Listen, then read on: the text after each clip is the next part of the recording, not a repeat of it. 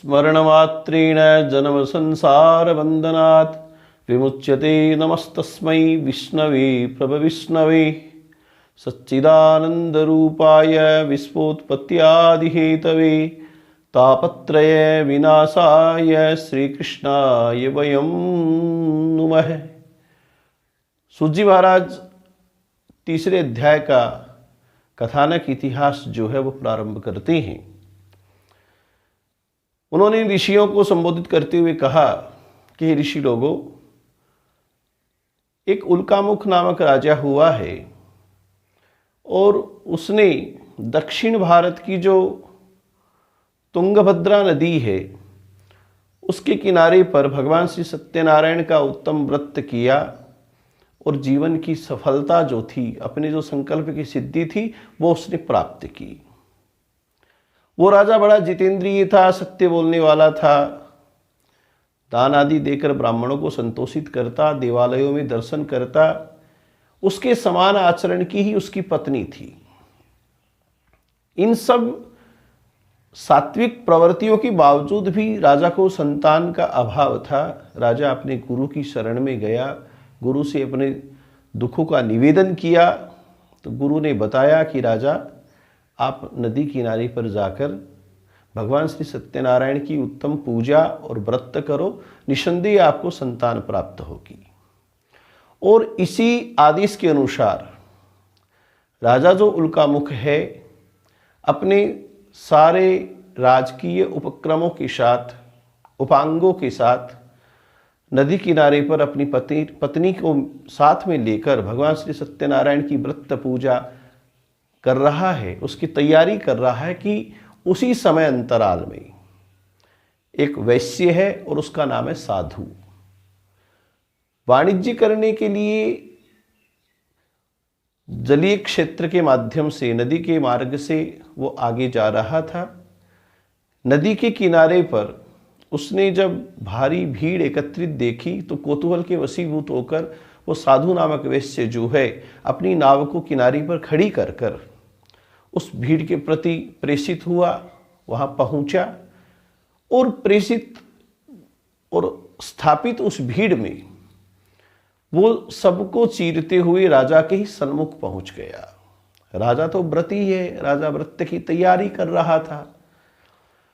साधु वैश्य ने राजा को प्रणाम किया और प्रश्न किया, किमिदं कुरुषे राजन भक्ति युक्तेन चेतसा प्रकाशम कुरु तत्सर्वम्। हे राजन, आप भक्तियुक्त चित्त से क्या कर रहे हैं? ये कैसा आयोजन है, किस लिए है? तो राजा ने बहुत अच्छी बात कही, बड़े विनीत भाव से उत्तर दिया कि पूजनम क्रियते साधु विष्णोरतुल तेजसे, कि मैं अतुल तेजस्वी, जिन्हें तोला नहीं जा सके, ऐसे भगवान विष्णु के सत्यनारायण अवतार की व्रत और पूजा कर रहा हूँ। और मेरा संकल्प है कि मुझे पुत्र की कामना की पूर्ति हो, ये मैं चाहता हूँ और इस शुभ संकल्प के साथ में ये सारा आयोजन है। उसने राजा से पुनः निवेदन किया, साधु वैश्य ने, कि ममापि संततिर्नास्ति एतस्मात् जायते ध्रुवम। मेरे भी संतान नहीं है राजा, आप मुझे इसकी विधि बताएं, ये किस तरीके से करना है। व्रत की इतनी महात्म्यता सुनकर साधु वैश्य बड़ा प्रसन्न हो रहा। उस राजा ने पूरी विधि भी बता दी कि किस तरीके से व्रत करना है, सायंकाल के समय में करना है, ब्राह्मण को बुलाकर करना है, परिवार को एकत्रित करना है, भगवान को धूप दीप नैवेद्य से पूजा करनी है, उपचार प्रस्तुत करने हैं, कथा सुननी है, रात्रि में कीर्तन करना है, धर्म पर आरूढ़ रहना है और विशेष कर करके भगवान को अपना जो दुख है वो निवेदन करते हुए क्षमा प्रार्थना करनी है। सारी विधि जब बताई गई तो विधि को समझकर साधु वैश्य अपने घर पर आया, अपनी पत्नी को ऐसा चमत्कारिक व्रत है बतलाया तो उसकी पत्नी ने कहा अपन लोग व्रत करें। तो उसने कहा कि ऐसा करते हैं, व्रत तो करेंगे लेकिन उस समय करेंगे जब हमें संतान प्राप्त हो जाएगी। ऐसा कहकर वो अपने कार्य व्यवहार में लग जाता है। उसके मन की केवल इतनी ही इच्छा यहाँ पर प्रस्तुत हुई कि संतान हो जाएगी तो कर लेंगे। समय अनुरूप उसको लाभ होता है और उसकी पत्नी जो है, जिसका नाम था लीलावती, वो भगवान की कृपा से गर्भवती होती है और 10वें मासे वही तस्या कन्या रत्नम जायते, उसके 10वें महीने में एक कन्या उत्पन्न होती है। शुक्ल पक्ष का चंद्रमा दिनों दिन जिस तरीके से बढ़ता है, कला प्रतिकला द्वितीया तृतीया चतुर्थी अष्टमी पूर्णिमा तक वो पूर्णता को प्राप्त होता है, तो नामकरण संस्कार के दिन उस कन्या का नामकरण वो भी ऐसे ही वृद्धि को प्राप्त होती दिखाई पड़ रही थी, तो कलावती नाम से कर दिया गया। उसकी पत्नी लीलावती ने कहा कि हमारा जो संकल्पित व्रत है वो अब कर ले। उसकी मानसिकता खराब थी, उसको व्रत करना ही नहीं था। उसने बड़े ही साधारण भाव में कि देखो, क्योंकि लोगों की मानसिकता इतनी विकृत होती है कि अभी पुत्री का जन्म हुआ है, पुत्र जन्म होता तो परिवार में कुछ उत्सव करते, उस बहाने से आपका ये व्रत भी हो जाता। तो ऐसा है, व्रत तो करेंगे लेकिन जब ये कन्या विवाही जाएगी ना, उस समय व्रत कर लेंगे। ऐसा कहकर वो पुनः अपने कार्य व्यवहार में दक्ष था, चतुर था, संलग्न हो गया। समय है, वो कभी रुकता नहीं है। जिसने संकल्पित होने के पश्चात 10 महीने तक गर्भस्थ रहकर और अब वो कन्या जन्म लेने के बाद में युवा हो चुकी है और अपनी सखियों के साथ उस कस्बे में वो घूमती दिखाई पड़ी जहाँ वो साधु वैश्य रहता था, तो उसने अपने धर्म को जानकर कि मेरी पुत्री इतनी बड़ी हो गई कि मुझे इसका विवाह करना चाहिए, और उसने एक अपना लक्ष्य रखा कि मैं विवाह ऐसे पुरुष के साथ में करूंगा मेरी कन्या का, जो पुरुष मेरे यहाँ घर जमाई बनकर रहे। तो ऐसे लड़के की खोज प्रारंभ हुई और उसके दूत लोग जो हैं वो खोजते हुए एक कांचन नामक नगर है, वहाँ से एक अच्छे वणिक पुत्र को लेकर आए कि भाई इसके माता पिता हैं, वो सहमत हैं और अच्छे खानदान का है, श्रेष्ठ है, युवा है। ऐसा मानकर सारी परिस्थितियों को सानुकूल समझकर अपने भाई बंधुओं के साथ में मिलकर उस साधु वैश्य ने अपनी पुत्री कलावती का विवाह उस वर के साथ में कर दिया। ततो भाग्यवशातेन विस्मृतम व्रतम उत्तमम, वो भाग्य के वशीभूत था और इतने दिनों तक तो उसकी पत्नी को भी याद रहता था। आज पुत्री का विवाह हुआ तो 20 साल से ऊपर का समय व्यतीत हो गया, तो वो भी विस्मृत कर गई कि अपने को कोई व्रत करना था। और उसी समय भगवान ने भ्रष्ट प्रतिज्ञा मालोक्य शापम तस्मै प्रदत्तवान, कि ये भ्रष्ट प्रतिज्ञा वाला है, मैंने थोड़ी कहा था कि आप व्रत करो, इसने स्वयं ने कहा कि मैं व्रत करूंगा, संतान होगी तो करूंगा। संतान हो गई, संतान होने के पश्चात कहा कि इसके विवाह के समय में करूंगा, विवाह भी हो गया। भगवान ने उसको श्राप दिया है, उस पर रुष्ट हुए हैं कि आपको भयंकर दुख प्राप्त होगा। हनुमान जी महाराज ने भगवान श्री राम को सुंदरकांड में कहा है कि ताकहु प्रभु कछु अगम नहीं, जा पर तुम अनुकूल। अगर प्रभु आप पर प्रसन्न है तो आपको कोई चीज अलभ्य नहीं है, और प्रभु ही आपके विपरीत आ गए तो फिर आपका कोई ठोर भी नहीं है। उसने अब अपना पुत्र आ गया, घर जमाई बनकर ये रहेगा, मेरे पास रहेगा, तो मैं अपने व्यापार का वृद्धि करूं, किसी अच्छे शहर में जाऊं, वहां पर अपना व्यापारिक प्रतिष्ठान खोलूं, यह सोच करके साधु वैश्य ने रत्नसारपुरी जो नगरी है, जिसे आज की मुंबई कहा जा सकता है, समुद्र के चारों तरफ से घिरी हुई वो रत्नसारपुरी नगरी, और वहाँ का राजा था राजा चंद्रकेतु, उसको साधु वैश्य ने प्रार्थना पत्र प्रस्तुत किया कि मैं ऐसे व्यापारी हूँ, व्यापार करना चाहता हूँ। उसको स्वीकृति मिल गई। उसने अपना अच्छे इलाके में व्यापारिक प्रतिष्ठान खोल लिया। उसका इतना अच्छा व्यापार चल रहा था कि उसको पूरे दिन में क्या हुआ, कैसे हुआ, कुछ भी पता नहीं रहता। रात्रि में बहुत दीर्घ समय तक, जब सारा बाजार बंद हो जाए, उस समय उसका व्यापारिक प्रतिष्ठान खुला रहता और उस सारे दिन के लेन देन के बारे में लिखावट, परिचर्चा आदि होती रहती। एक दिन अब उसका ऐसा समय प्रारंभ हो चुका है, आपके यहाँ एवलात धन आकस्मिक रूप से अगर आने लगे तो आपको सावधान होना चाहिए कि कहीं न कहीं प्रभु कोई चमत्कार दिखाने वाले हैं। कल तक अपने पास कुछ नहीं था और अचानक हम धन की वृद्धि प्राप्त कर रहे हैं, मान की वृद्धि प्राप्त कर रहे हैं, यश की वृद्धि प्राप्त कर रहे हैं। तो सावधानी का समय है कि यह निरंतर बना रहे, इसी रूप में बना रहे। इसके लिए हमें सावधानी पूर्वक जीवन जीना चाहिए।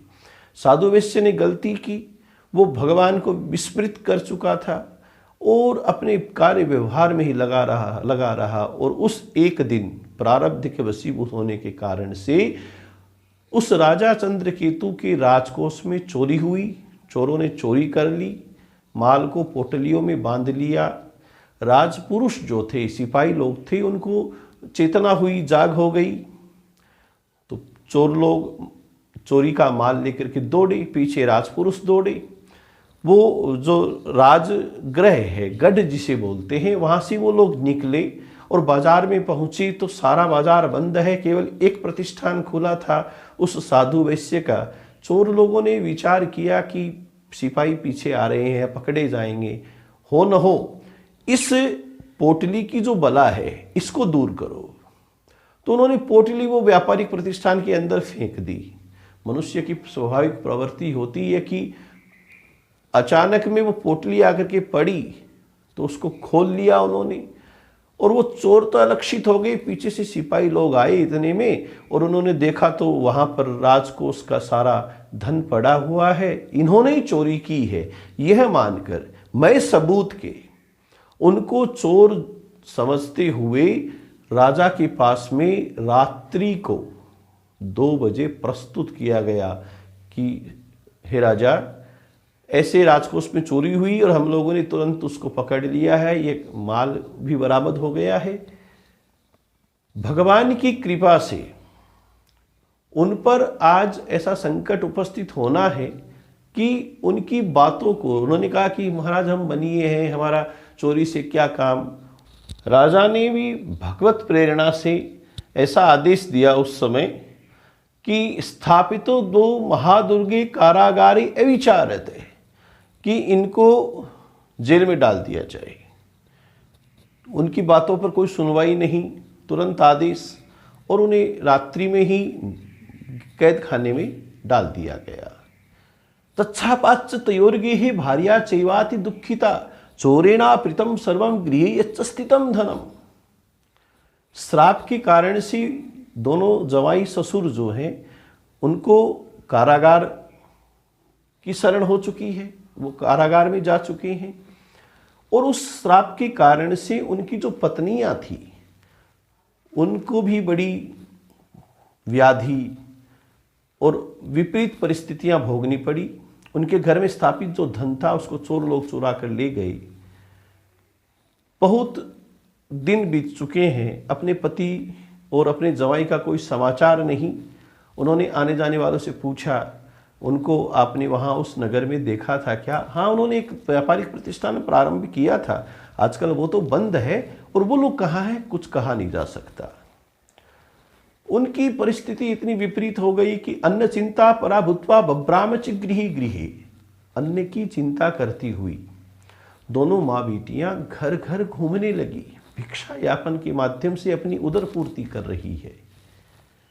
आज भगवान श्री सत्यनारायण की महती कृपा से उनका कोई प्रारब्ध उन्हें ऐसे स्थान पर ले जाता है, उस पुत्री को, कलावती को, कि वो एक ब्राह्मण के घर गई भूखी होने के कारण से, और उसने वहाँ पर देखा कि भगवान सत्यनारायण की व्रत पूजा है वो चल रही है। वो एक कोने में बैठ गई, उसने भी कथा सुनी, व्रत को समझा, प्रसाद आदि लेकर रात्रि में देरी से घर पर पहुंची तो उसकी माता है वो उसका उत्सुकता से इंतजार कर रही है कि मेरी बेटी कहाँ चली गई। इतनी देरी से आई तो उसने प्रश्न किया, पुत्री रात्रो स्थिता कुत्र किमते मनसी वर्तते। इतनी देरी से आने का कारण बेटी? तो बेटी ने कहा विनीत भाव से कि मैं ऐसे ब्राह्मण के घर पे गई, वहाँ पर ऐसा चमत्कारिक व्रत सुना, ये प्रसाद लेकर के आई हूँ। दोनों माँ बेटियों ने प्रसाद खाया और भगवान श्री सत्यनारायण की उस व्रत को वो माँ तुरंत पहचान गई, जान गई कि ये बेटी नहीं, भगवान ही बोल रहे हैं। मैं और मेरा पति निश्चित ही इसके अपराधी हैं। हम लोगों ने संकल्प किया था कि सत्यनारायण का व्रत करेंगे, लेकिन हम लोगों ने नहीं किया। आज विपरीत परिस्थितियों को भोगने का कहीं यही तो कारण नहीं है। वो अपने घर में बनाए हुए पूजा घर में गई, वहाँ पर भगवान विष्णु को यश स्मरण मात्रेण जन्म संसार बंधनात्, ये जो बात है कि जिनके स्मरण मात्र से ही जन्म संसार, जन्म मृत्यु आवागमन से मनुष्य जीव छूट जाता है, तो आज उसने प्रत्यक्ष रूप से वहाँ पर एक संकल्प किया कि मैं व्रत तो वैसे भी हम लोग रोज कर रहे हैं, भूख निकाल रहे हैं, एक संकल्प करती हूँ कि हम माँ बेटियाँ नित्य आपकी पूजा करेंगी, हमारी पति सकुशल घर पर आ जाएं। और उन्होंने रोज भगवान विष्णु की अपने उपचार पदार्थों के माध्यम से, भाव प्रस्तुति के माध्यम से पूजा प्रारंभ की। इधर माँ बेटी ने ये व्यवस्था की है, उधर जेल में डालने के बाद में 17 साल का समय व्यतीत हो चुका है और अनुभवी जो साधु वैश्य है उसने वहाँ पर विचार किया जेल में कि मैंने ऐसा क्या अपराध कर दिया कि मुझे जेल भोगनी पड़ी। और उसको अंतर जागृति हुई कि मैंने भगवान सत्यनारायण का अपराध किया है। तो वो भी वहाँ पर भगवान की मानसिक चिंतनता करता, भगवान से क्षमा प्रार्थना करता। आज दोनों कड़ियाँ जुड़ी और उस राजा चंद्रकेतु को एक स्वप्न भगवान सत्यनारायण ने दिखलाया है और उसको राजा को प्रेरणा होती है कि राजा, जो जेल खाने में 2 कैदी हैं वो निरपराध हैं, उन्हें तुम्हें छोड़ना है। राजा को उषा काल का स्वप्न था, बड़ी बेचैनी हुई, उसने अपना सभा दरबार बुलाकर अपना स्वप्न सबको बताया। तो मंत्रियों ने, विद्वानों ने आज 17 साल बाद में राजा से कहा कि उस दिन रात्रि में आपने जब आदेश किया तो हम लोग आपके डर से बोले नहीं तो यह तो सत्य है, निर्विवाद तथ्य है कि वो जो बनिए है वो अपराधी नहीं है। आज भगवान की अनुकूलता, समय की अनुकूलता हुई तो सब उनके पक्ष में बोल रहे हैं। मंथन हुआ और आदेश दिया गया कि उनको कैद खाने से लाया जाए। उनको वहाँ से जब राजा के सामने ला करके प्रस्तुत किया गया, वो खड़े रहे, उनकी बेड़ियाँ लगी हुई हैं, उनके हजामत हैं, क्षौर क्रिया आदि जो है वो सब इतने विशाल बन गए, मैले कुचले कपड़े हैं, बड़े ही डरे हुए, सहमे हुए। स्मरंतो पूर्व वृत्तांतम नो चतुर्भय विभ्वलो, और अपना पूर्व वृत्तांत स्मरण किया उन दोनों ने, साधु वैश्य और उसके जमाई ने, कि ये वो राजा है जिसने रात्रि में आदेश दिया कि जेल में चले जाओ तो अब ये फांसी पर लटकाएगा। डर गए। राजा ने उनको कहा, देवात प्राप्तम महद दुखम इदानीम नास्ति वही भयम। आपको आपके भाग्य के कारण से ये दुख प्राप्त हुआ है, डरने की आवश्यकता नहीं है, आप लोग अपराधी नहीं हैं। वो बड़ी प्रसन्न हुई, उनकी बेड़ियाँ हटवाई गई, उनके वस्त्र हैं उनको स्नान आदि कर कर, क्षौर कर्म क्रिया करवा कर करके, अच्छे वस्त्र पहना कर करके, मीठी मीठी बातों से संतुष्ट किया गया। अपने पास में राजा ने बिठाया और उन्हें आदेश दिया कि आपका जो धन था वो मैं तिगुना करके आपको दे रहा हूँ, अब आप अगर आप अपना व्यापारिक प्रतिष्ठान खोलना चाहें तो वो खोल लें, अन्यथा आप अपने गांव जा सकते हैं।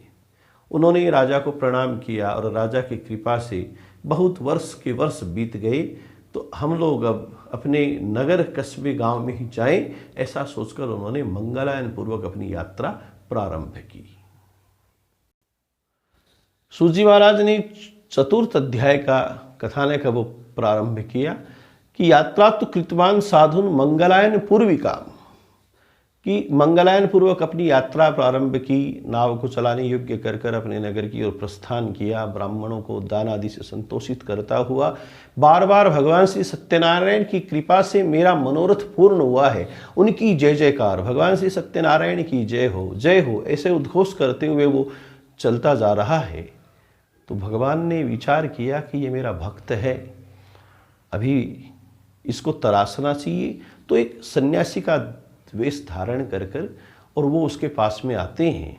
उसकी नाव है वो धन से भरी हुई थी और वो अपने नित्य क्रिया पूजा पाठ में लग रहा था। तो सन्यासी के रूप में भगवान विष्णु ने आकर के उसको पूछा, किमस्ति तव नोस्ति तम, आपकी नाव में क्या है। उसने विचार किया, क्योंकि वो लोभी तो था ही कि ये सन्यासी पूछ रहा है इसकी नाव में क्या है आपकी में, मैं इसको जो बोलूँगा कि इसमें धन है तो ये सन्यासी कहेगा मुझे दो, धन वो देना नहीं चाहता किसी को। तो उसने बड़े निष्ठुर भाव से कहा, लता पत्रादिकम चैव वर्तते तरणौ मवै, कि मेरी नाव में तो लता और पत्र है, आपको पूजा के लिए चाहिएगा, आपको दूं महाराज।